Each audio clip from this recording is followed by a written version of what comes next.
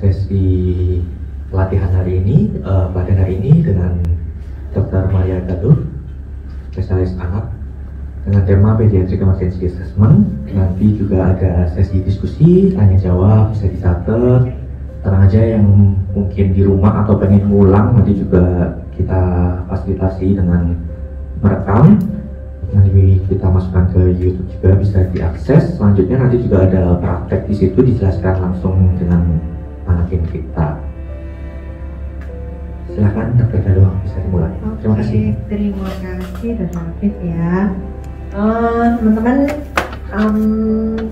ini saya diberi mandat ya. Intinya memang sebenarnya bukan in-house training atau apa ya. Ini tanda cinta kita aja sama teman-teman GPD-IGD. Kita dari para DPCP memang secara bergilir rencana akan memberikan sharing atau sekedar mengingatkan sebenarnya ya, yang baru mungkin ya ada yang beberapa update ya, sekedar mengingatkan teman-teman sekalian untuk bagaimana sih mengatasi kegawatan di IGD ya. Minggu lalu mungkin sudah diawali oleh Dr. Fares tentang kegawatan di orto ya, betul ya. Oke. Nah, yang minggu ini mungkin dari kegawatan anak, minggu depan mungkin dari jantung dan sebagainya ya. Harapannya biar mengingatkan kembali supaya teman-teman lebih percaya diri dalam mengatasi pasien-pasien anak dan neonatus terutama yang datang ke IGD. Sebenarnya ini panjang banget ya, karena anak itu segmentasinya banyak ya. Neonatus aja dia sudah berbeda dengan pediatrik ya. Makanya saya pisah di sini. Kayaknya kita tampilin yang pediatrik dulu. Nanti kalau misalkan ada sisa waktu boleh untuk neonatus tentang resusitasinya. Karena kalau di rumah sakit lain biasanya teman-teman GP gini mereka ikut apa sih namanya, ikut resus kan. Biasanya kalau dokter anaknya nggak datang untuk ada SC gitu mesti dipanggil untuk membantu resusitasi. Kalau nggak salah beberapa rumah sakit seperti itu. Tetapi kalau di sini enggak ya, kita titip sama teman-teman bicaranya. Tapi nanti paling tidak bagaimana sih resusitasi neonatus itu juga akan kamu sampaikan. Oke ya.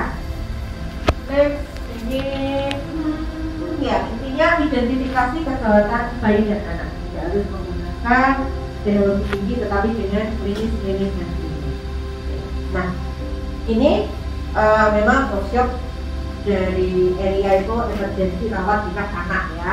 Inapnya pediatrik gawat darurat ya. Biasanya tahun 2018 sama untuk apa, dulu kan A, B, C, airway, breathing, sirkulasi ya, sama sebenarnya prinsipnya seperti itu. Tetapi kita ada pediatric assessment diagnosis. Nah, PAT artinya kita hanya lebih singkat ya, karena kalau kegawatan itu kan paling nggak lihat apa dengar ya, kalau kayak BHD gitu ya. Tampilan bagaimanakah nafas dan sirkulasi kulit sama sebenarnya. Tampilan bagaimana tampilan anak itu saat datang, apakah dia sesek, apakah dia memang pucat, atau dia diam aja, atau dia memang spastik dan sebagainya. Tampilan pertama saat datang ke teman-teman semua di sini ya. Kemudian diperlukan nggak upaya nafas ya, gimana nafasnya, sesek nggak ya, kontraksi nggak, itu kan bisa kelihatan ya. Kemudian sirkulasi. Nah di sini kita bahas A dulu. Jadi appearance dulu. Appearance itu bisa kalau tonus ya, keputusan, kalau kalian lagi periksa namanya anak-anak itu sebenarnya nggak pernah bohong ya. Jadi dia kalau diperiksa itu kalau orang dewasa kebanyakan alay-alay sakit sok gitu kan. Itu kalau anak ya udah mau dia kayak gitu dia nggak bisa bohong sebenarnya, cuman dia nggak bisa sabar. Jadi susah mau meriksa seperti apa, kadang-kadang susah. Makanya nomor satu kita lihat ya, spontan, kemudian dia pasti kalau anaknya masih bisa mengawal, menahan, ya itu malah lebih bagus daripada dia diam aja deh. Dia kan, periksa kok menang gak ini anak, waduh, letargis, dehidrasi. Itu bisa pada pasien-pasien seperti itu ya. Terus kemudian sadar ada kontak dengan pemeriksa, nggak pengasuh ya. Kadang-kadang kalau nggak kontak sama kalian, tetapi kontaknya sama pengasuh, ya pasti dia masih alert gitu loh anaknya. Nah itu susahnya kadang-kadang gitu, karena kan orang nggak kenal dia nggak kontak, diam aja. Tapi kalau sama pengasuh dia nangis, merajuk. Nah itu gestur-gestur yang perlu kita pelajari ya. Kemudian ini consolability, berhenti menangis, dia dapat ditenangkan dengan pengasuh. Nangis, ini nangis pelik? Apa nangisnya nangis kejang tuh nangis bisa deh? Kalau kayak tinggi, aku lihat videonya pas dia ada kejang tapi suaranya itu melengking tinggi kayak berteriak gitu, menjerit gitu. Nah, dia ini nangis atau memang dia itu kejam atau apa itu kan susah. Tangisan itu sejuta makna ya. Nah kalau dia berhenti menangis dapat ditenangkan dengan pengasuh ya berarti dia aman ya. Tetapi kalau dia nangis tidak dapat ditenangkan dengan pengasuh berarti memang dia ada sesuatu kesakitan sekali. Ya. Terus di sini ada kontak mata, mengikuti secara visual atau cuma diam aja. Ya, ada respon enggak gitu ya. Nah ini menangis keras, berbicara sesuai usianya. Ini karakteristik yang appearance, lihat dulu gimana dia appearance ya. Kemudian lihat nafasnya, suara nafasnya gimana. Ya, ini udah tahu teman-teman ya, ngorok, stridor, grunting, hissing ya. Posisi, kadang-kadang posisi itu menentukan bagaimana anak ini nyaman nggak sih. Ini nggak apa-apa kok dok, tapi dia kayak gitu.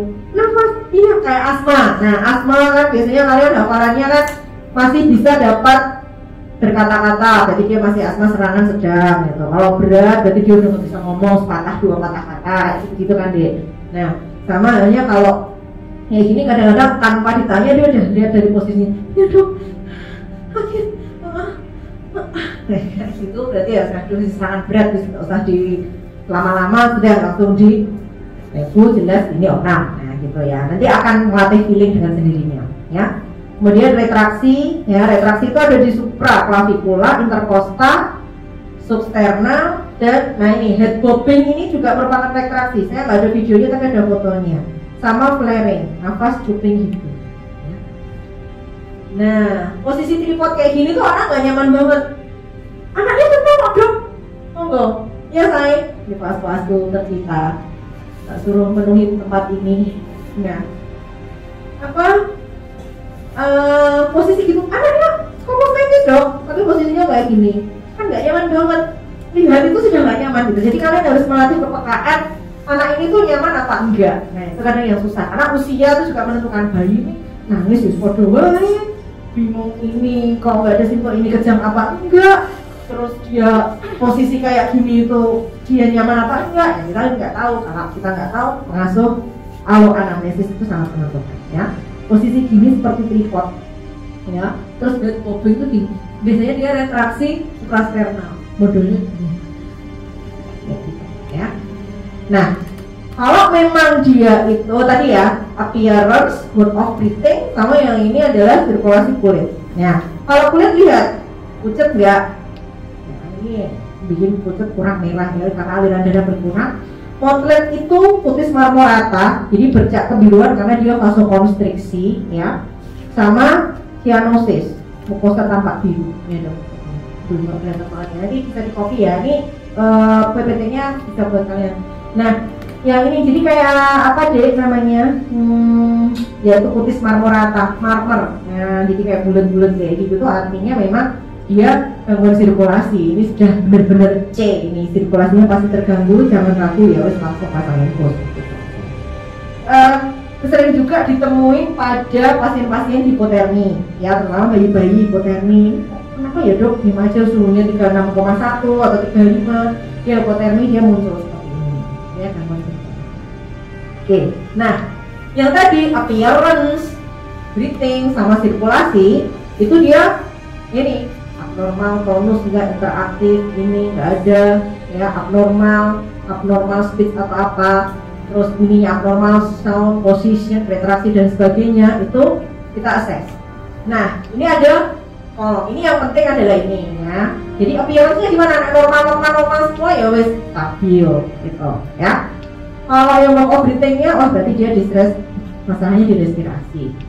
Shock, sirkulasinya tadi, ya appearance-nya kayaknya normal, nggak kejang, dia alert aja, aman. Appearance itu sebenarnya menilai GCS, komposmetis, proporsional kayak gitu tuh ya. Tapi bahasanya di sini adalah appearance yang tadi, gitu. Sebenarnya sama, tapi kita menggunakan yang terbaru adalah dibagi-bagi berdasarkan crying, speech dan sebagainya ya.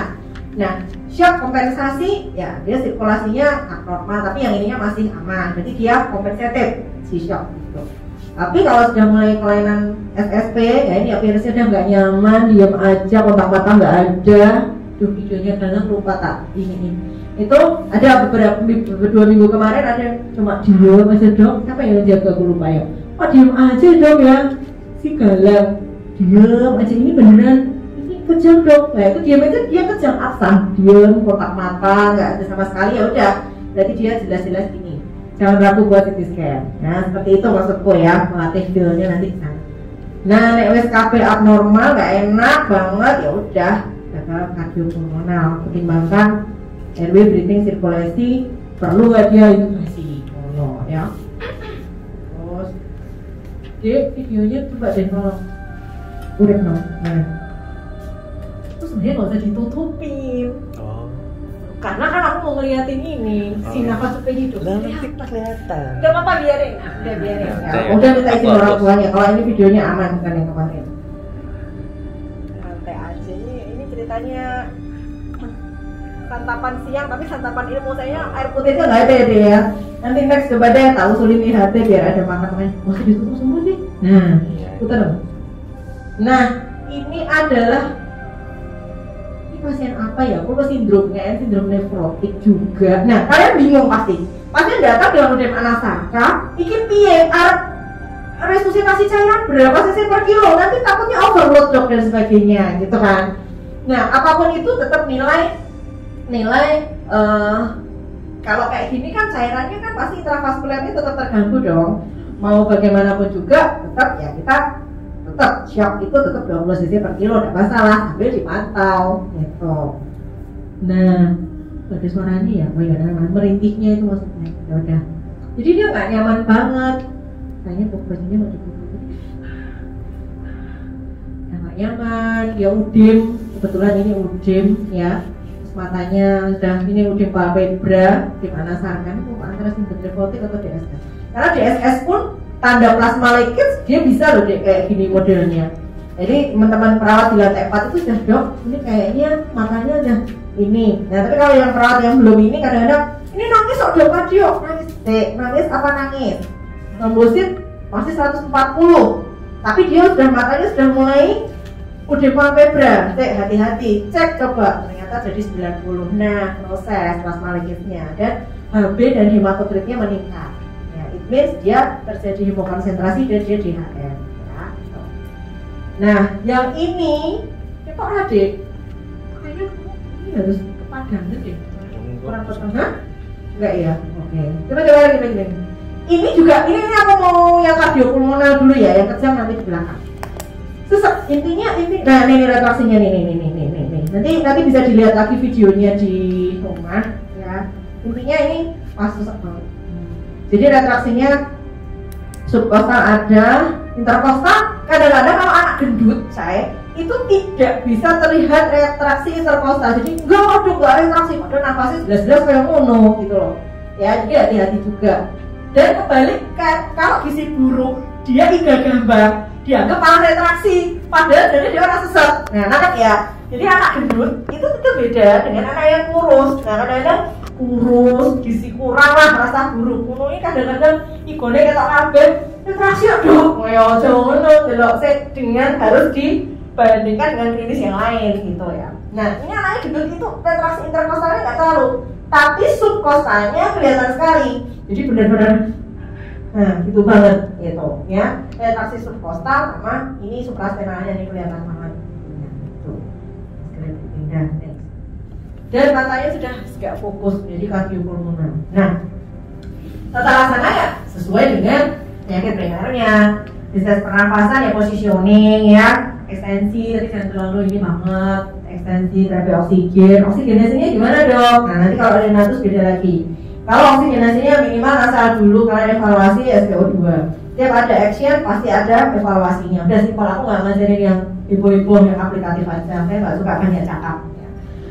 Terus, tapi kalau begitu tidak naik, ya sudah nanti everything. ya, maskernya gimana? Kalau ini jangan ragu-ragu, ya sudah, intubasi, nggak masalah. Sebenarnya ada modalitas NIV ya, kalau pada neonatus itu kita pakai TB resuscitator dulu atau NIV, cuman di IGD sepertinya belum ada ya. IGD paling apa, nasal menggandeng rebreathing, masker, habis itu langsung intubasi. Kalau nggak respon gitu kan, paling ya udah lah. Nah, paling nggak sebelum intubasi kan sekarang eranya, nanti kalau anestesi ngisi IHT, eranya kan sekarang kita non invasif dulu, terutama anak-anak ya.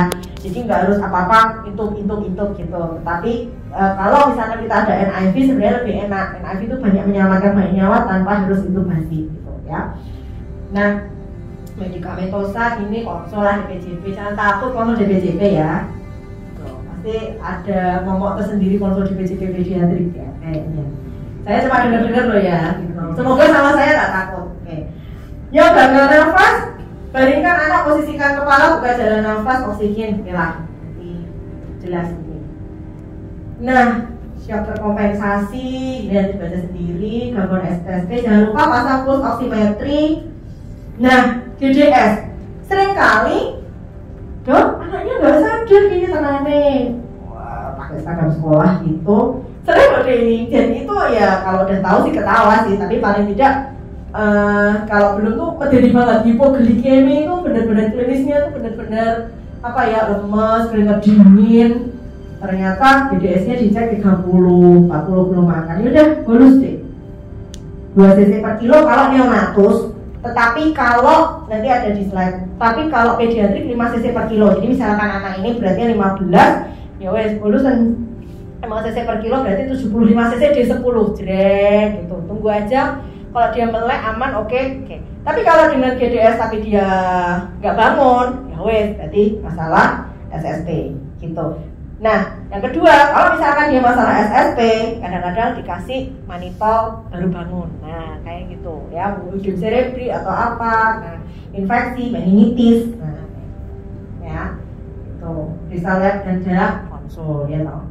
Pada konsul tuh nunggu lihat darah dulu nggak sih, teman-teman? Biasanya apa stabilisasi dulu, stabil baru konsul. Biasanya gimana di IGD? Oh no, ya sip, case per case ya.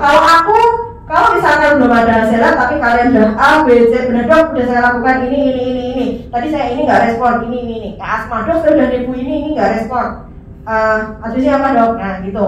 Jadi sistematis, kalian udah melakukan apa, konsul monggo. Walaupun tanpa hasilnya sih, no problem ya. Siapa tahu juga nanti DPJP nambahin lab apa. Jadi mungkin ada DPJP lain yang, pokoknya butuh lengkap sih, lab stabilisasi dulu baru konsul saya, itu juga ada ya. Jadi tergantung, kalau saya sih case by case. Kalau kalian bisa stabilisasi, monggo silakan ya. Nanti kalaupun ada sesuatu atau apa ya nanti kita diskusi bareng. Sifatnya nggak ada yang salah kok di sini ya. Yang penting biasanya pasien hidup. Kamu mau pakai ilmu hitam pun ya nggak masalah. Kayak dok, resusitasi berapa sih? Ini dehidrasi apa shock? Aku bingung. Ada dulu. Ini pakai 75 cc per kilo kayak yang di buku pediatrik itu. Atau yang pakai 70-30 mau tak dehidrasikan berat, atau mau ya 20 cc per kilo gitu. Ya nggak apa-apa, kalau mau 20 cc per kilo nggak ada rumusnya, yang penting pasien hidup. Ragu-ragu ini arterinya teraba apa enggak, terus kemudian ini anak ini ya udah pakai 20 cc per kilo, udah dipresiokan aja, nggak masalah, lebih aman.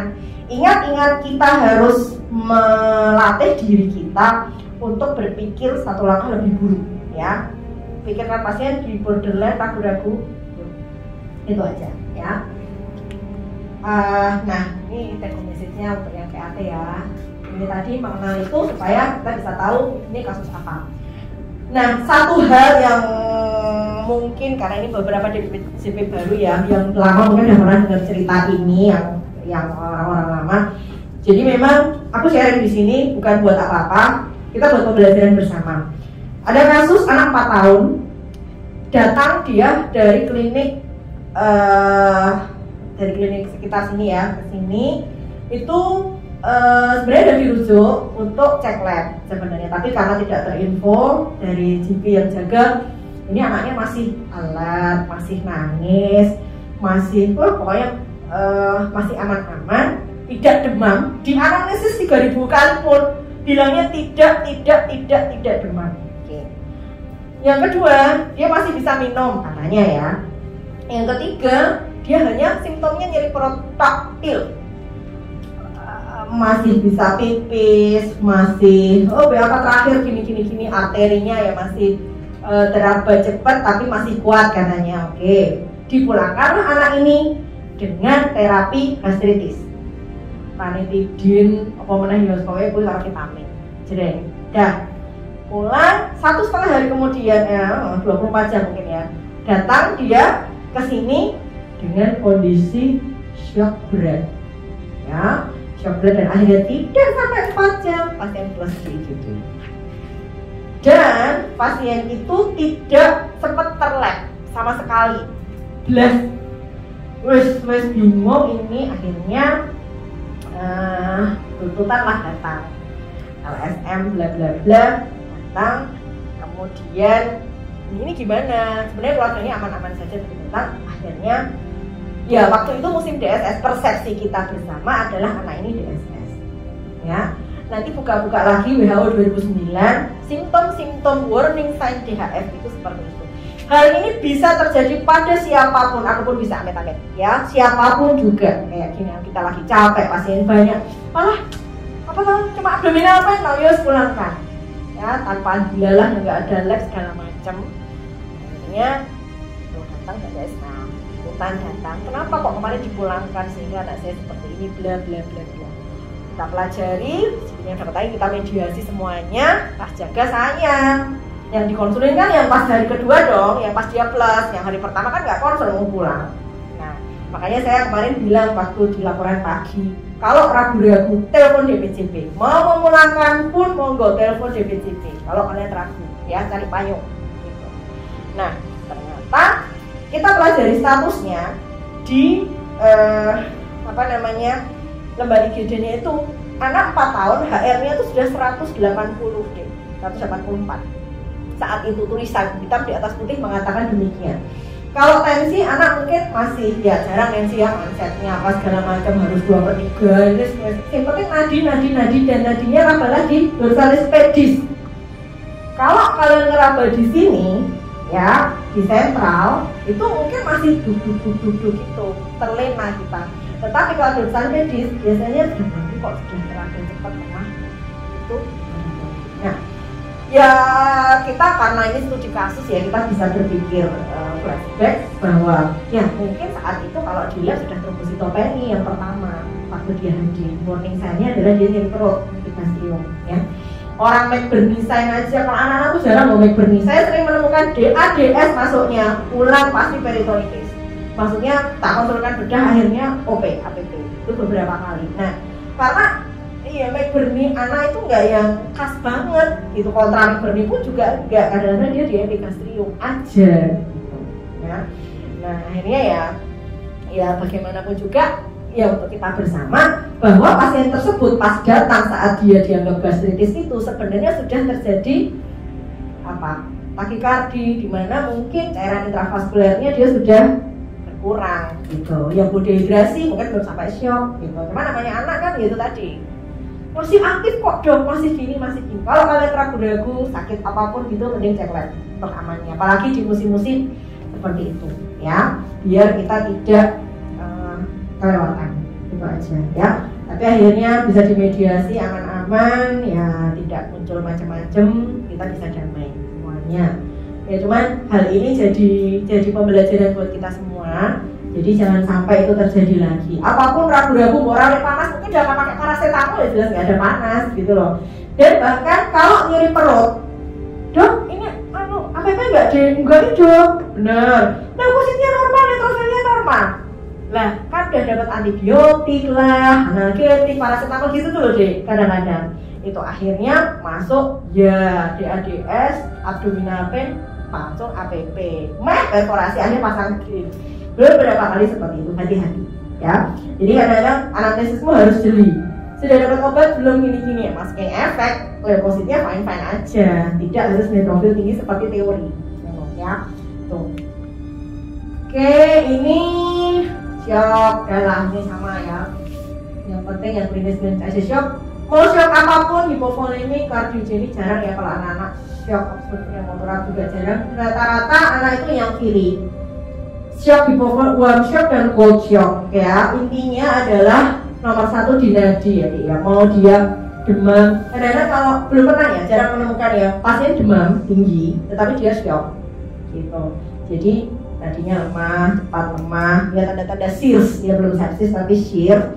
Atau kadang-kadang kalau sudah kayak gini ya wis shock septic ya tetap terapinya ya kan ya cairan dulu ya, sama turunkan demamnya ya diterapi. Gejala tanda shock ya udah kesadaran, CRT ya, perfusi perifernya seperti apa. Tensi jarang ya para anak-anak, begitu HR-nya sudah tinggi, teraba cepat, kalian ragu-ragu, ini cepet banget sih HR-nya, ya udah buka aja kan ada tuh HR anak ini umur segini tuh berapa HR-nya itu kan ada, juga udah pernah tempel di IGD, nggak usah dihafalin, aku aja kadang-kadang juga harus mikir ya, maksudnya. Tapi karena udah pelino yang 4 tahun HR 180 kan itu terlalu banget tuh ya, 4 tahun loh. Kalau itu neonatus mungkin masih agak-agak ini, neonatus saja sudah tadi gitu kan. Harus jeli di situ. RR, oke, kompensasi ya, dia RR-nya meningkat itu pasti dehidrasi gitu, produksi urin. Ini ya tadi ya, kalau CRT ya bahasa ini aja sangat memanjang itu kan susah ya. Intinya begitu kalian memeriksa CRT sudah lebih dari 2 detik wes langsung kata laksana shock aja ya, jangan sampai kita jatuh ke fase hipotensi. Kenapa anak-anak jarang ngecek tensi? Karena kita di sini sebenarnya sudah action ya. Kalau sampai kalian menemukan pasang monitor menemukan tensi itu 70 dan 70/50, pokoknya tekanan nadinya sudah sempit 20 ya. Dok tensinya 80/60, 80/65 lah, tenang deh. Ini coba diulang lagi. Iya nih monitor seperti ini. Coba dibenarkan si monitornya. Nah, tekanan disempit ya udah berarti dia udah shock. Berarti dia sudah hipotensi dan fase ini gitu loh ya. Sudah elek gitu. Makanya sebaiknya di sini kita sudah bisa mendeteksi dan sudah action. Nah, tata laksana umum, cairan apa yang dipakai? Kalian bingung kan, kompartemen biasanya 20 cc per kilo. Apa dok? Ya mau kristaloid apapun lah, RL atau AC ring. Kalau bayi neonatus bolehlah Mbok ngasih NaCl biasanya ya. Tapi kalau sudah di atas usia neonatus pakai aja RL atau AC ring, nggak masalah 2 bulan 3 bulan ya diare ya shock itu pakai aja RL atau AC ring. Nah berapa kali dok? Kalau 2 kali resusitasi dia belum ngangkat, boleh pakai koloid. Memang di sini adanya apa sih? HES kayaknya ya, boleh nggak masalah. Tapi dengan catatan kita benar-benar harus monitoring urinnya bagaimana. Kan kita memasukkan yang hiperosmolar ya, koloid ya. Kalau memang kalian harus benar-benar melihat bagaimanakah nadinya, monitornya, urinnya ya. Kalau misalkan untuk mendeteksi kalian nadi, otomatis untuk mengevaluasi nadi dong, gitu kan. Before afternya sama parameternya. Jadi kalau sekiranya sudah kuat ya sudah, nggak usah dikasih koloid dulu ya apa-apa ya. 2 kali kristaloid gagal langsung masuk koloid ya. Koloid gagal konsul biasanya masuk vaskon. Kalau anak-anak biasanya norepinefrin ya, kita pakai efek alfanya untuk masuk konstriksi. Saya kalau dikasih dobu, lupa, itu biasanya dia malah masuk dilatasi ya kan, dose dependent ya. Tuh, yang itu konsul. Intinya masukkan dulu cairan. Pasang infus saja kadang-kadang kan susah. Mau di mana? Kalau ini ya akses. Nah, akses intraoseus sudah bisa pasang semua. Pernah? Ragu-ragu. Pernah ya kayaknya udah. Pernah ada yang konsul aku tuh udah intraoseus, cuman intraoseus nanti kapan-kapan nanti kita sama bedah juga lah kita ini. Intraoseus itu tapi cuman sementara sifatnya buat buka vaskuler aja.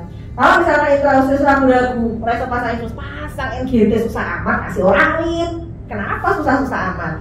Selama dia tidak ada defek di sini loh ya, trauma maksilar. Ya udah pasangin GT aja, buka vaskuler. Ada kemarin kasus DSS yang dok nggak bisa pasang akses, ini bingung-bingung, bedah nggak bisa dihubungi, konsul anestesis. Biasanya kan kalian konsul fimaseksi segala macam, pakai aja oral, kasih oralit nggak masalah gitu ya.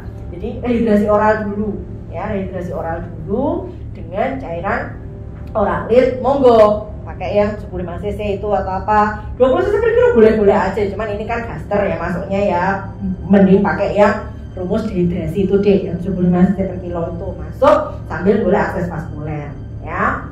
Ya syukur-syukur kalau bisa nanti konsul bedah. Kalian sebenarnya kalau saya ya, kalau mau konsul bedah mau nggak usah telepon saya dulu. Mau vena seksi boleh, mau vena dalam boleh. Tapi silakan biasanya anestesi dulu sih, karena nggak merusak ya. Maksudnya mana yang cepat deh? Yang dihubungi ini boleh konsul CVC atau konsul vena seksi. Monggo silahkan. Yang penting atasi dulu ya. Karena bagaimanapun juga akses vaskuler penting. Mesti kan DPCP ya segera setuju, nggak mungkin nggak usah nunggu gitu ya. Oke.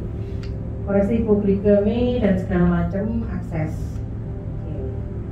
Nah, prinsip Taira 5-10 menit, guys. Ini sama ya. Dihentikan bila target resusitasi tercapai. Target resusitasi apa? Urinnya, produksi urin, nadinya cepat ya. Nah, hati-hati kadang-kadang. Nah ini bila muncul tanda overload cairan. Apa itu? Pembesaran hati akut ya. Kadang-kadang hepatomegali pertamanya nggak ada jadi ada karena peregangan kapsular glisoni di situ deh. Jadi kalau kamu overload banget biasanya langsung hepatomegali ini perut terus nyeri sebah perutnya ya. RBH ya oke lah tanda, tapi kalian harus mendengarnya tepat di bahasa paru. Tapi kalau RBH-nya baru ngene kan ini kan area bronkial ya, ada ronki dok, ada pneumonia tapi siap ngerti mau overload cairan piye ya, susah ya toh. Susah memang ini, kita sendiri pun harus benar-benar lihat ki overload apa kurang apa piye ya, itu susah. Nah ya, RBH kalau pasiennya pneumonia susah, hepatomegali kalau pasien DHF, nah masih ada hepatomegali ya susah juga. Ya. Peningkatan upaya nafas, iya susah juga kalau pneumonia. Ya, intinya ya fotoronsen biasanya, lihat fotoronsennya harusnya ya RLD, lihat ada ini enggak infusi peliuran ya.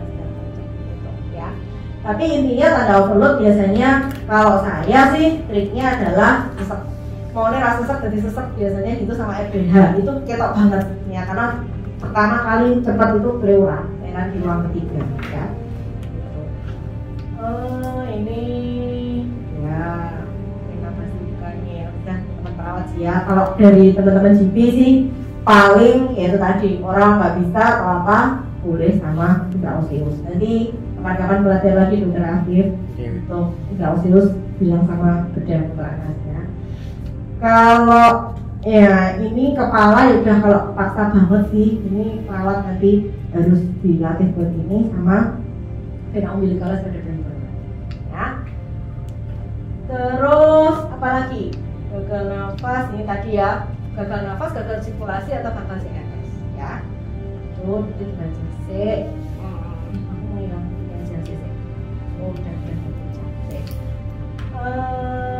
Shock nanti simpan pertanyaan nanti aja ya, nggak apa-apa ya diskusinya karena ini kan saling berkaitan satu sama lain.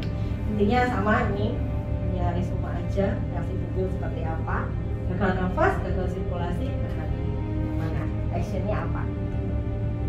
Nah sekarang kita masuk kejang. Kejang itu susah, pastikan dia kejang atau tidak ya. Oke. Nah penyebabnya macam-macam lah, iskemik, perdarahan intrakranial. Kita beli kemarin ada kebetulan putranya teras UNS apa ya dirimu ya saya ya itu yang akhirnya dia perdarahan intrakranial bila lah ya Pak, namun nggak tersomondo sebelumnya, jadi itu diam aja, dia tidak kelihatan ya, akhirnya kelihatan pupilnya jadi geser gitu, jadi anisokor akhirnya. Tapi saya lebih duduk kok matanya kok beberapa hari ini juling ya. Nah itu dah hati-hati, beberapa hari ya nah, langsung harus scan ya, ini akhirnya jelek banget. Metabolik infeksi, gangguan perkembangan di otak, kejang, berhubungan dengan obat ya, sekarang sih nanti ya faktor keluarga. Nah pasien datang kejang disertai demam, ya. Pikirkan kejang demam. Oke, jelas nomor 1 ya. Yang kedua, pasien epilepsi terkontrol dengan demam sebagai pemicu kejang. Istilahnya epilepsi triggered by fever. Jadi ini sajane bocah epilepsi, tetapi triggernya adalah demam. Itu yang susah, ya.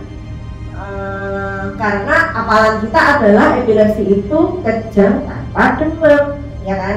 Tetapi kalau pasti ada trigger kan, entah kecapean, udara dingin, kehujanan, panas, atau COVID biasanya terus macam-macam. Nggak, salah satunya triggernya adalah fever, itu yang susah ya. Terus kemungkinan ketiga adalah infeksi pneumoencephalitis atau gangguan elektrolit akibat dehidrasi. Pastikan ini. Jadi kalau kejang ya kontaknya cek DR elektrolit jelas lah gitu ya. Oke. 6 bulan sampai 5 tahun bla bla bla. Nanti baca kejang demam mendahului kejang dan segala macam. Nah, biasanya IRO kan tonik seluruh tubuh bla bla bla bla bla gitu ya. Suhu tubuh normal itu 36,5 37,5 aksiler. It means kalau misalkan dia aksiler, kalau dia 37,8 aksiler itu dia kejang ya, berarti dia suhu rektalnya sudah tambah berapa itu?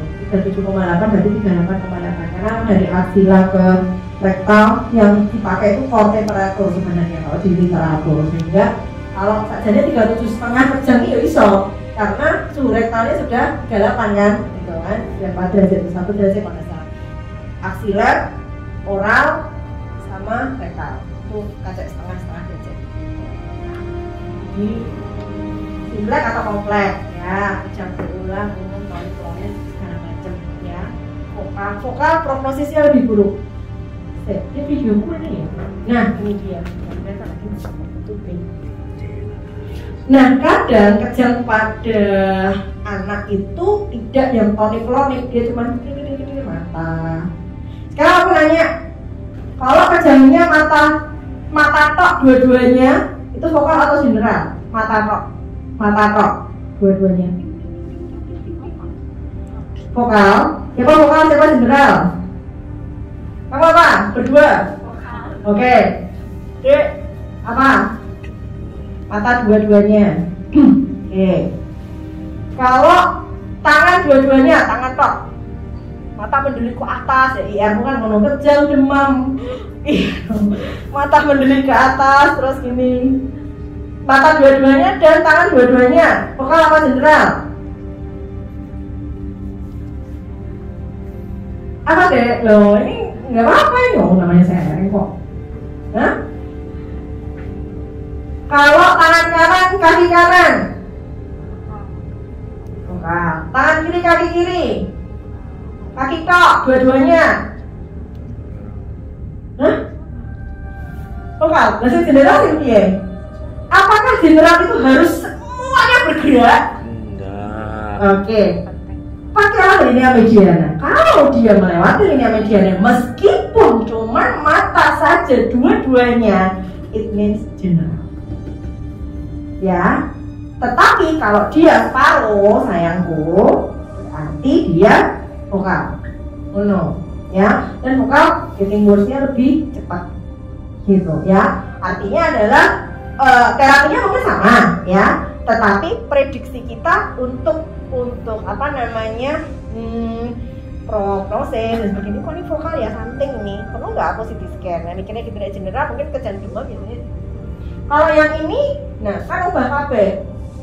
Apa ini? Nah ini kepala kanan kiri ini nih, jadi cuma kayak gede-gede tok gitu deh. Ada suaranya nggak sih nih? Enggak ya? Lagi.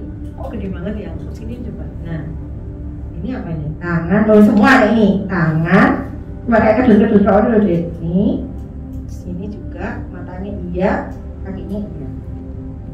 Ini bukan neo ini. Berapa bulan? Yang 4 bulan. Nah, ya. Tanya dok, itu kan dominan yang kanan ya dok. Walaupun emang kepala iya, tangan iya, kaki iya, tapi kan kanan semua.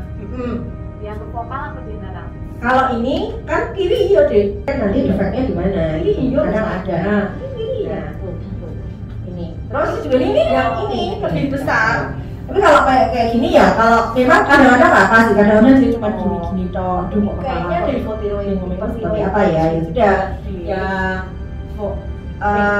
Bukan intinya adalah kalau misalkan dia kepala aja cenderung fokus matanya, ya kelihatan nggak cenderungnya kemana? Gitu. Tapi kalau misalkan intinya linea mediana apa? Kalau misalkan dia kayak gini, walaupun dia lebih keras yang kanan, tetapi ini yang ikut dua-duanya mungkin bisa, cuman juga iya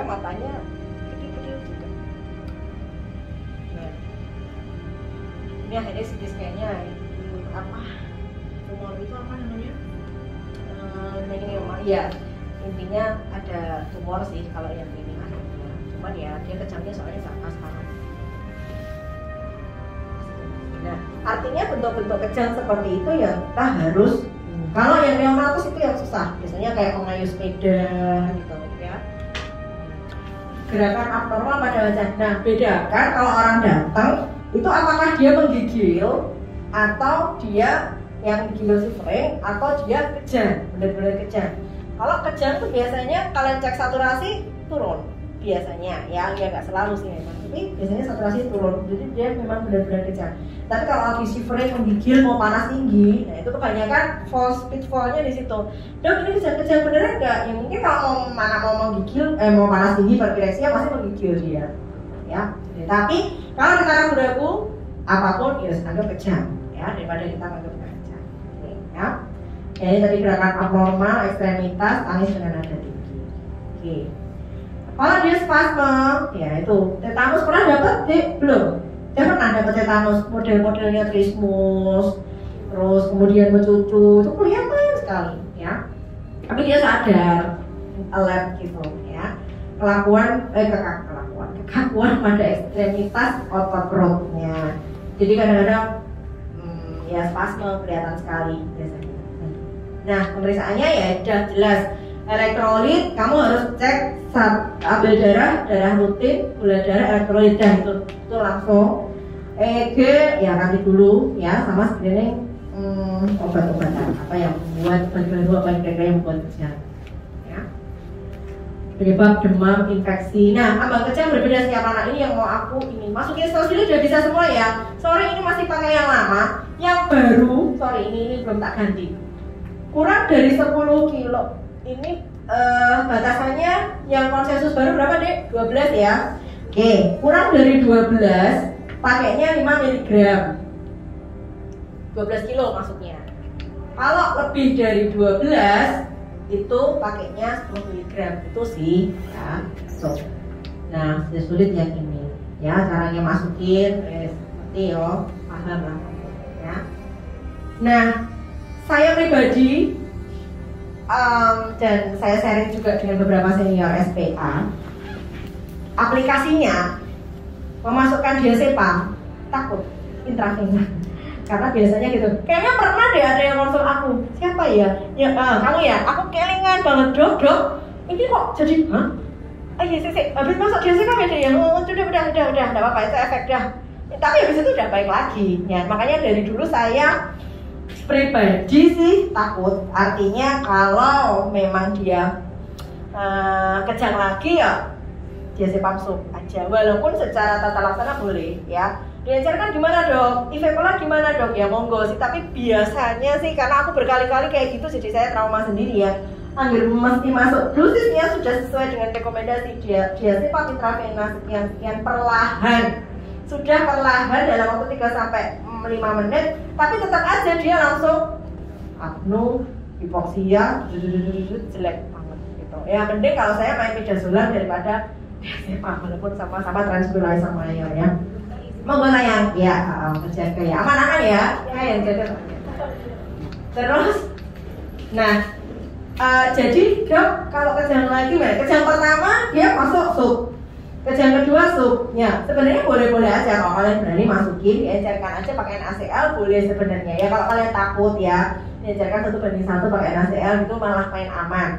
Tetapi kan kita pengen dia bagaimanapun cepat berhenti ya. Kalau misalkan takut ya biasanya kalau konsul saya sih langsung fenitoin atau fenobarbital untuk potong kejang. Sudah punya alurnya semua? Yang buku ya, kayaknya udah pernah tak share waktu itu sama dokter Rina. Bahkan sudah update midazolam sublingual, bukal, sudah ada ya. Di IGD dipasang ya, oksigenasi, pasang jalur dan sebagainya. Mana ya? Ini lama. Nah ini loh, yang ini ada nih gambar algoritma. Jadi pertama parektal, sampai 10 menit, masih kejang, nunggu 10 menit kejang kan ya mesake. Pertama, kalau misalkan ini kejang yang terjadi di IGD ya sudah sesuai IR, inilah diikuti ya. Tetapi kalau di rumah sudah sekali, di bidan sudah sekali, kalian hanya bisa memasukkan intravena, ragu-ragu, ya bolehlah dia sepam kecepatan ini atau, nah di sini atau deh, atau midazolam 0,2 mg per kilo IM atau bukan. Ya ada, ya. Nah pas yang berlanjut ya sudah langsung main gini. Sekarang midazolam dulu main di ICU karena kita harus pakai monitor. Sekarang midazolam bisa main di sini karena dia bisa buka. Ya. Di sini fenitoin atau fenobarbital itu bisa dipertukarkan. Mana duluan kalian monggo seadanya preparat di GD. Kalau misalkan adanya ini ya ini, kalau adanya ini ya ini, ya bisa dipertukarkan. Kalau ini nggak berhenti, langsung ganti ini aja. Ini berhenti ya sudah baru ya dapat tambahkan ini. Ya ikutin aja di sini. Ya. Dok, kalau sudah fenobarbital terus main terus dia kejang lagi piye? Ya sudah potong kejangnya midazolam apa-apa. Atau bisa juga fenobarbital dosis potong kejang. Tapi mestinya kalau dia udah pakai maintenance ya kudunya dia berhenti. Kalau misalkan dia udah pakai maintenance nggak berhenti ya itu special case, mungkin kita harus main double di sini. Tapi potong kejang, namanya potong kejang kita harus pakai yang short acting ya. Kalau ini kan long 12 jam. Kalau yang ini kan cepat ya pakai midazolam ya. Sekarang midazolam bisa dimainkan di bangsal, jadi jangan takut ya. Oke, kejang berlanjut refraktor ya sedikit form kebanyakan ya. Diencerkan ini. Nah ini midazolam bukal. Midazolam sediaan IM itu langsung kamu ambil spet aja 1 cc, serat dibuka.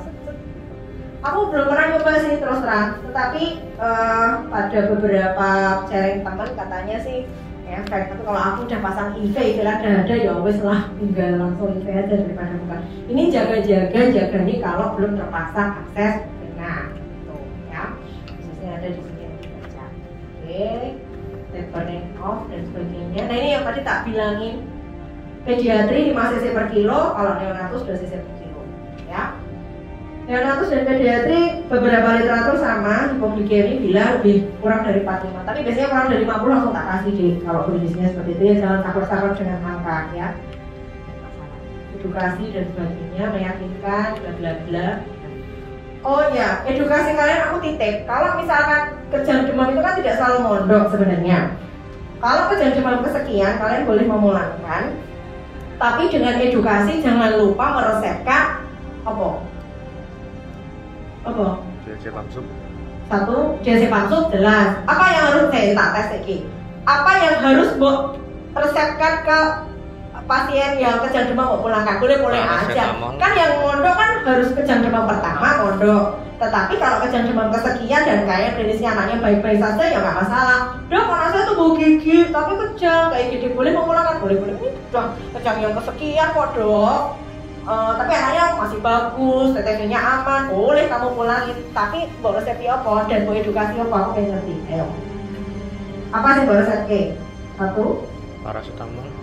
Oke, paracetamol. Edukasi bu kalau panas ini, dok, tak kasih paracetamol. Habis itu 2 jam demamnya naik lagi. Iya, paracetamol padahal 4 jam. Udah dikeke meneh. Terus gimana? Apa aja? Edukasimu apa? Ayo.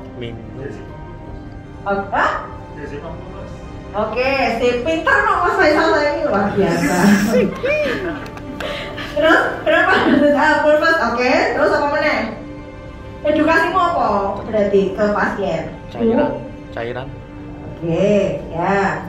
Terus paracetamol, kui, diazepam plus. Nah itu yang kelas koas itu yang tadi aku mau terangin bahwa biasanya soal apa OSCE itu pasti itu udah keluar.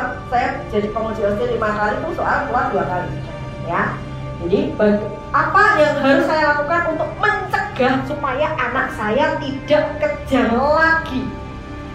Jadi satu ya tetap paracetamol jelas. Kalau paracetamol saya masukin paracetamol tapi jam 1 siang ternyata harusnya masukin paracetamol lagi kan 4 jam ya, 1 tambah 4, oke, jam 5. Tetapi saya masukkan jam 1, kan tujuannya mencegah kejang. Ternyata di jam 2:30, 3 itu panasnya malah naik. Kamu edukasi apa ke orang tua kita? Kan mungkin aja dong, paracetamol tunggu 4 jam. Wah, salah kejang ini kok. Dokter sih nggak ngasih tahu saya. Nah, saya kejang lagi deh. Terus jadi kalau paracetamolnya bandel jam 1 siang, dalam kondisi emergensi, paracetamol boleh mau masukin lagi atau naik ibuprofen. Jadi kalau pada anak kejang demam yang kadang-kadang tidak merespon dengan paracetamol, harus sedia ibuprofen. Sirup monggo. Nah, ada literatur yang bilang paraset sama ibuprofen bisa dicampur, combine, yang satu 15 mg per kilo, yang satu 5 mg per kilo, bisa hanya 10. Atau setelah selesai pakai paracetamol yang jam 2:30 itu tadi, mau kasih ibuprofen. Atau alternatif kedua, paracetamol sup. Jadi kamu pun harus nyangoni pasien ini paracetamol oral, paracetamol sup juga dengan edukasi, ibuprofen plus minus ya boleh lah. Dan diazepam pulse. Kalau misalkan bandel sing setengah telu iki, kamu memberikan antipiretik apapun, baik itu per oral paracetamol dibaleni mana hanya emergensi, dia nggak punya sup, nggak punya ibuprofen, dia ya dalam kondisi emergensi masukkan lagi nggak apa-apa, nggak masalah. Dan daripada kejang lagi, tujuannya mencegah kejang kok. Nah, dalam jam 1:30 itu, walaupun 24 jam gini-gini wes nggak usah mikir macam-macam. Banyak obat-obat yang diberikan di bawah 2 tahun, harus sesuai dengan resep dokter ya. Itu cetirizine itu nggak boleh bayi-bayi, tapi kan ya kan ini tetap diberikan ya aman-aman aja. Maksudnya kalau dalam kondisi seperti ini kalian berikan ya, malah panasnya bandel kok. Nah, paracetamol mau antipiretik apapun, baik itu oral maupun itu sup, harus ditambahkan diazepam pulse atau diazepam oral. Karena kan paracetamol yang kedua bandel banget, supaya itu mencegah kejang. Nah, itu artinya profilaksis atau diazepam minta-minta itu maksudnya seperti itu. Nah, kalau itu tetap bandel ya bawa ke klinik. Artinya ada apa ini gitu. Tetapi minimal kamu sudah edukasi dengan baik bahwa nah, kadang-kadang salah diazepam itu bila suhu di atas 38,5. Pasiennya protes, "Dok, mana saya kejang lagi, soalnya di resep itu kata farmasinya harus 38,5." Nah, saya tank itu 38,1, dia sudah kejang gitu loh. Nangkap ya maksudku, sehingga dia nggak memasukkan si diazepam pulse itu ke anaknya. Ya, intinya adalah kalau misalkan paracetamolnya itu yang kedua kok bandel banget gak respon, paracetamol yang berikutnya itu harus diberikan bersama dengan diazepam pulse, baik itu sup plus pulse. Si diazepam baik itu paracetamol atau ibuprofen, antipiretik apapun plus itu, supaya dia mencegah kejang. Nah, yang keempat, ngeresepi diazepam sup juga. Bila itu kalau untuk mengatasi kejang, bukan mencegah. Kalau mencegah itu yang oral, itu yang jadi jebakannya ya. Itu harus benar-benar jadi pasien mudeng baru mau pulangan dengan edukasi jiro lupa mau ya. Jadi terapi kejangnya itu ya. Bu, pokoknya kalau kejang ini ya. Tuh itu yang benar-benar harus ini kalau kalian mau melayani pasien. Oke. Yang kedua ya. Oke, ini tadi baca sendiri dehidrasi dan sebagainya. Habis. Nah, aku cuma mau periksa turgor bisa ya. Ada bisa semua. Kalau pasien gemuk susah periksa turgor ya. Intinya adalah jangan bingung apakah ini rehidrasi ataukah ini resusitasi. Kalau rehidrasi itu memang yang bilang kan cairan intraseluler, ekstraseluler ya, sehingga manifestasinya adalah dia di turgor. Tetapi kalau resusitasi itu adalah manifestasi dari kehilangan cairan intravaskuler, sehingga manifestasinya adalah nadi. Itu kenapa kok hitungannya 20 cc per kilo? Ngapain sih susah-susah? Kok sama-sama memasukkan cairan susah-susah amat? Nah, itu patofisiologi, cairan intra-ekstraseluler, ketemulah rumus itu ceritanya ya. Jadi kalau resusitasi, nah kalau dalam kondisi borderline yang tadi aku sampaikan ya, periksa turgor beginilah, tapi susah. Mending kalau aku nadi ya, kalau turgor masih, kalau anaknya gizi buruk ya jelas-jelas turgornya elek. Lintas diare silahkan asma. Oke, ini terakhir nih asma nih. Sesek. Kalau aku nanti dibaca lagi ya. Dok, kamu nebunya kalau saya ya biasanya kalau nebu kamu dengan pertama dengan beta agonis, short acting beta agonis, jangan lupa kalau pertama itu biasanya kok orang langsung pakai budesonide, kenapa sih? Kok mesti pada Ventolin plus NaClC? Yo mungkin sesuai teori ya. Ventolin kalau NaClC. Habis itu maksudnya kalau steroid di awal itu nggak apa-apa, dari Gina sendiri sudah kalau misalkan dia memang serangan sedang boleh, jadi beta agonis misalnya Ventolin sama Pulmicort sama NaCl sudah 2 kali nggak respon, boleh mau naikkan beta agonisnya pakai yang Virotec ya, Procaterol itu, jadi itu plus budesonide. Kalau itu nggak respon 3 masih ada wheezing ya sudah aminophilin drip sama steroid gitu, modal gitu ya. Paling tidak ini kayaknya lagi kosong deh untuk kontrolernya Atrofen ya.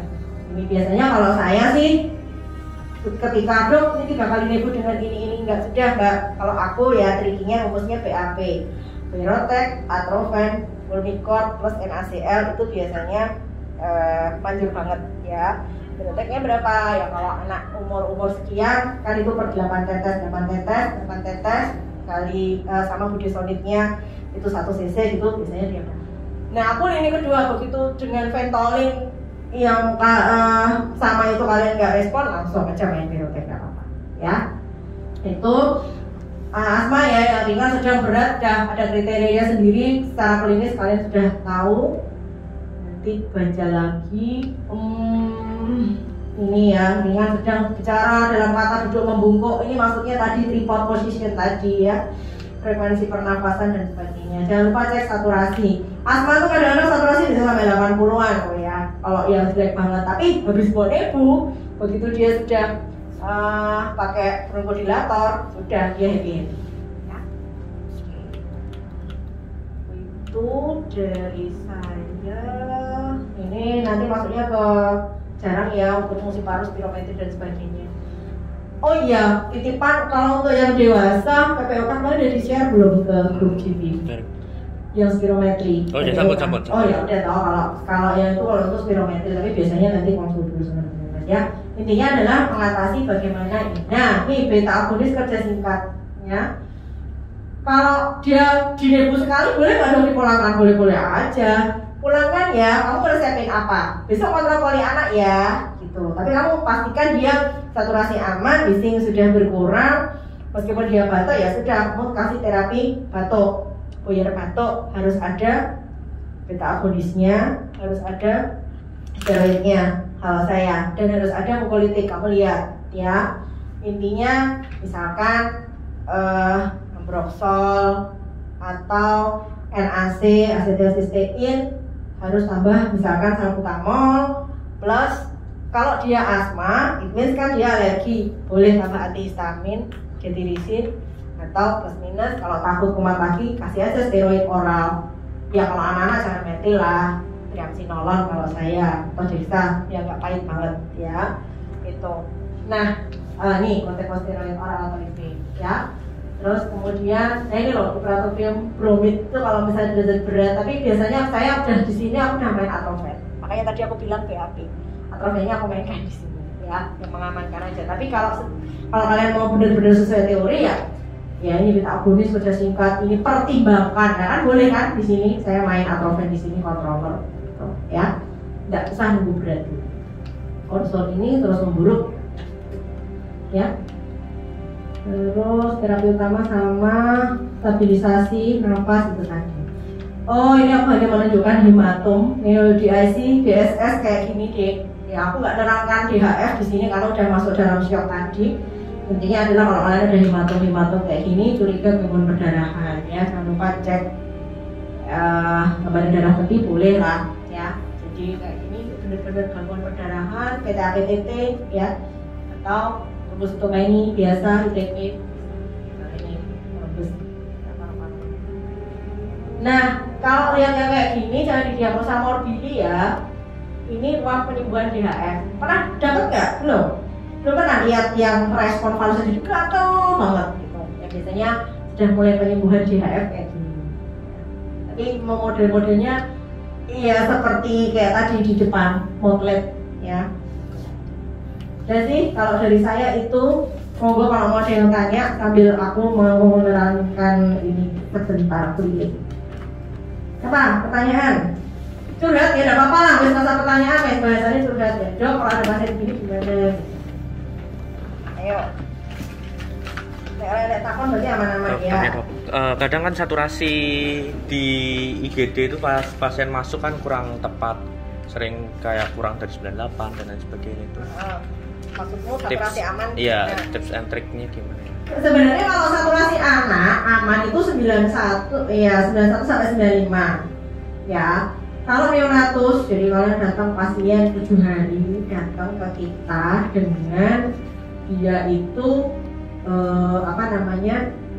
dipterik misalkan gitu, rokok saturasinya kok 91 ya, rokok kalau neonatus itu pakai 88 sampai 92. Jadi kalau misalkan 90 91 ya rapopo gitu, asalkan kalian pastikan nafasnya bagus, kayak reaksi ya.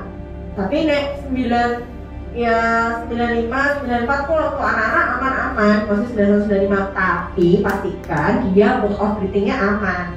Gitu loh. Jadi kayak aku tadi bilang asma, dia modelnya kan kayak gitu. Loh, saturasi 80 ya bisa lah ya, hati-hati ya, oksigenasi ya, tapi habis 2000 dia naik, cepet banget ya, asma tenang loh, ya, asma murni loh, dia serangan asma murni loh. Tetapi kalau misalkan ada dia pneumonia, tips and trick ya apa ya, ya sudah oksigenasi, dievaluasi, kira-kira gimana. Kamu dengarkan ada wheezing, ronki, sebenarnya ronki pun 2000 ya apa-apa, karena kadang-kadang anak-anak, nah ingat, anak-anak gak kayak kita loh say. Jadi batuk kita bisa ngeluarin dahak, tapi kalau anak-anak enggak, dia sudah 3 jalan pasti muntah, muntahnya lendir. Makanya kamu tanya, dok ini muntahnya dari GI tract atau muntahnya dari dia mau kompensasi mengeluarkan lendir. Satu, kedua adalah setelah lewat fesesnya lendir, dok ini batuk pilek, ini jadi agak lendir-lendir gitu loh, hati. Oh ini mungkin dari batuknya, yang muntahnya ininya. Yang ketiga, dia diabsorpsi sendiri sama paru gitu ya, sama dia ronkinya kasar ya kemana-mana, tapi udah RBH gitu, udah masuk jadi biasanya gitu ya. Jadi intinya kalau ya 95 dari 4 ya nomor 1 pokoknya alatnya kan biasanya agak error kayak ya sudah begini. Apa kalau untuk anak-anak ya kalian pakai ini pulse oximetry biasa, itu kan gede banget. Kalau ada pasien anak-anak yang kira-kira kecil naik bisa masih neo, karena kita punya yang seperti ini loh, yang gelang itu loh, itu lebih representatif ya. Pastikan masukkan di sini tuh, kamu harus ngomong itu. Ini pinjam masih neo atau PK kalau ragu-ragu saturasinya. Ini kalau aku lebih set yang gelang kayak gini, jadi benar-benar dia bisa ditek bagus. Tuh. Ya, ini misalnya nggak pulse oximetry ya mau gimana lagi, tapi untuk konversi, maksudnya konfirmasi itu ya, tapi disesuaikan klinis ya, kita kan mengobati saturasi kadang-kadang juga error, yang penting klinisnya di ya. Tuh. Terus apalagi tip dari tanya lagi apa, sudah wes, nggak apa-apa wes.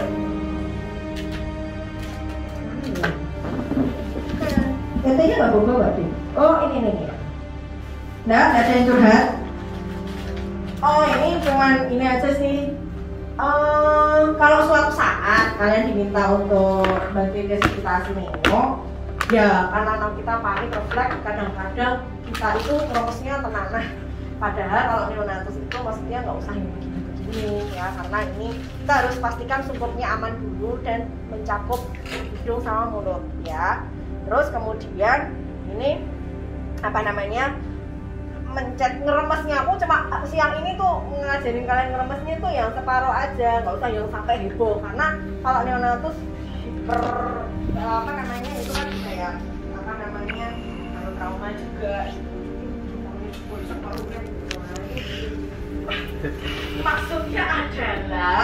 Maksudnya paruh aja gitu, jadi maksudnya ngerasain bener-bener benar jadi usah yoga gini kan karena kita panik ya gimana caranya kalau aslinya semuanya harus naik nggak usah. Kalau untuk khusus neonatus tadi 8 sampai 92 itu oke. Jadi kalian harus belajar meremas ini paling tidak separuh separuh dari kekuatan kita, nggak usah yang sampai begini ya. Ini pastikan babynya aman. Nanti yang satu-satu merasakan sensasi remasan babynya. Jadi paling tidak dia nggak usah yang sampai seperti ini.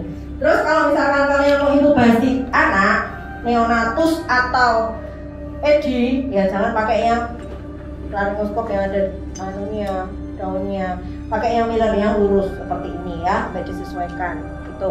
Dan pakai ETT yang non cuff, jangan yang cuff ya. Ya kalau anak-anak itu soalnya sering kali udah laring, jadinya kita pakai yang non cuff ya. Ukurannya disesuaikan dengan usia. Terus masuknya ukuran kali 3. Misalnya kalian pakai yang ETT nomor 3,5 kali 3 di sudut bibir 3 kali 3.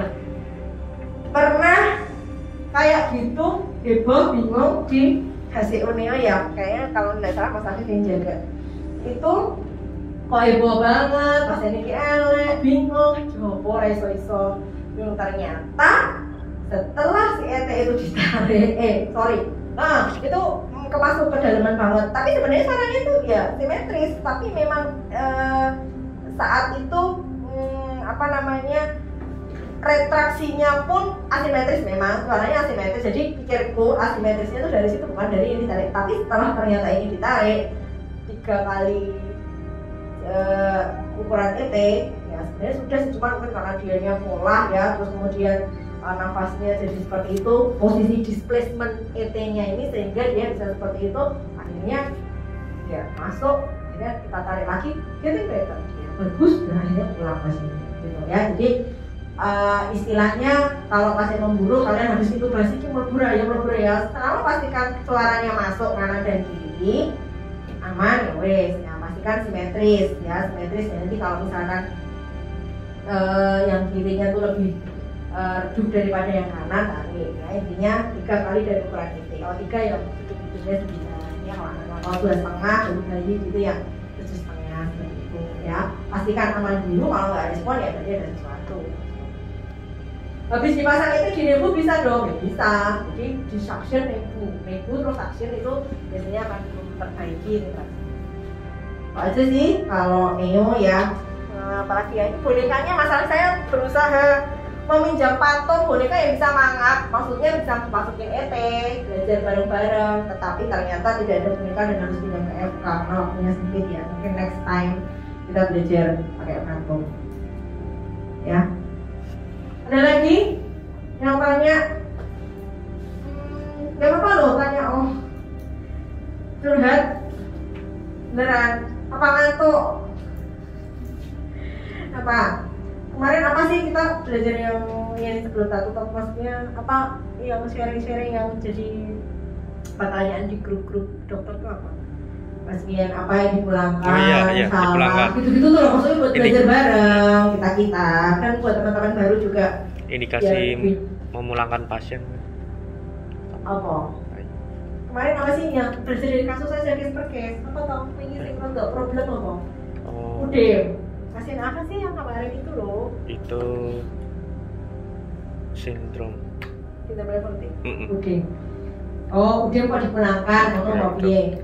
Ya kalau ada pasien namanya dengan udah mana sarka ya coba pulangkan lah. Apapun gini, kalau kalian ragu-ragu apapun itu, jangan terpatok dengan klaim BPJS ya. Maksud saya gini, mungkin kriteria teman-teman itu udah ini panasnya kan baru 2 hari, belum terang dino, ini emergency nih, ya weh tak pulangin aja daripada tidak bisa diklaim, saya dimarahin. Nggak usah gitu. Kita sebagai dokter ya kan, tanda kutip kita kan nonton pasien. Aku pun kalau misalkan panas baru 2 hari, dok ini panasnya 300 sekian baru 2 hari, tapi enaknya kok kayak gini ya, ya sudah dibikin demam 3 hari. Lebih dari 38,5 kan masuk kriteria emergensi. Mumpah di BPJS harus sekian kali kan, ada kriteria emergensi. Tapi yang namanya namanya anak muntah 4 kali itu dia udah dehidrasi nggak karu-karuan, mau sampai besok jelek. Ya sudah dibikin sesuai kriteria BPJS supaya dia bisa masuk. Ternyata dia aman-aman, bagus, besok pulang wes nggak apa-apa, tapi kalian aman daripada kayak yang kasus yang tadi saya sampaikan di depan gitu loh ya. Jadi maksud aku nggak usah ya sudah misalkan tuh stop atau apa masukin aja, dan plus kita rumah sakit pendidikan ya boleh lah, mau bagaimanapun juga kan nggak masalah, sama ada kamar oke masuk aja. Lah kalau sampai ada udim karena sarka atau dia pasien sindrom nefrotik lama misalkan dia sudah moon phase gitu karena dia minum steroid, mau pulangkan padahal dia keluhannya apa-apa ya sebenarnya sih nggak apa-apa sih, tergantung pastikan saat kalian jaga itu dia aman. Sindrom nefrotik dia mungkin moon phase selama dia tidak udim, relax lagi saat kondisi klinis kalian menemukan, dia pulang aja nggak masalah. Sindrom nefrotik emang nggak boleh batuk pilek, sindrom nefrotik memang nggak boleh diare. Ya kembali lagi ke tadi, pastikan dia dehidrasi apa enggak, kriteria mondoknya seperti apa dan sebagainya. Udah mau pulangkan sebenarnya juga fine-fine aja. Cuman kadang-kadang sindrom nefrotik simptom apa ya, atau pilek atau diare, mau pulangkan besoknya datang dehidrasi lah, gue jangan sampai kayak ngono gitu loh maksudku. Iya toh. Tuh, jadi lihat lagi. Sama tipe satu lagi, kalau pasien dengan berkebutuhan khusus, Down syndrome, hipotiroid, kemudian cerebral palsy, dengan simptom apapun lebih baik mondok ya, walaupun panas 1 hari 2 hari, karena bukan apa-apa, kita pasti harus eksplor. Karena anak-anak seperti itu demam 1 hari kalau kayak pasien biasa kan pulang ya. Tapi kalau misalkan kayak itu sih dari saya, kayaknya cukup ya Mas Afif ya, maksudnya kurang lebihnya saya mohon maaf, semoga bermanfaat. Intinya saya open, kalau mau nanya-nanya silahkan, nggak usah sungkan, kita belajar bersama ya. Oke, dari saya gitu, terima kasih. Saya kembalikan ke koordinator yang baru. Atas mohon dan berjalan atas sharing-sharingnya. Terima kasih telah atas kehadirannya. Kita tutup acara ini. Wassalamualaikum warahmatullahi wabarakatuh.